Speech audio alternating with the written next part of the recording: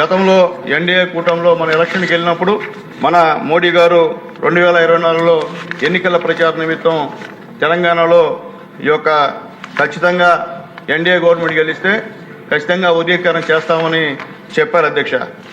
దాన్ని ఆధారంగా చేసుకొని ఆల్రెడీ మన నాయకుడు నారా చంద్రబాబు నాయుడు గారు కానివ్వండి, అలాగే ఉప ముఖ్యమంత్రి పవన్ కళ్యాణ్ గారు కానివ్వండి, అందరూ కూడా ఖచ్చితంగా ఎన్డీఏ గవర్నమెంట్ వచ్చిన తర్వాత వర్గీకరణ చేస్తాము, అందరికీ సమాన న్యాయం చేస్తారన్నమాట చెప్పారు అధ్యక్ష.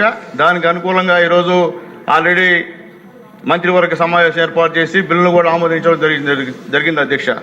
అయితే మేము చెప్పేది ఒకటే అధ్యక్ష, చాలా సంతోషం.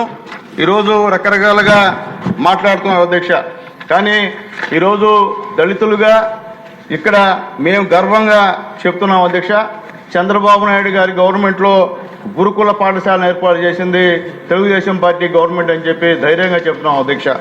అట్లాగే అధ్యక్ష, దళితులకి దేవాలయ కమిటీల్లో మెంబర్లు గాను చైర్మన్ గాను చేసింది తెలుగుదేశం పార్టీ అని మేము ధైర్యంగా చెప్తున్నాం అధ్యక్ష.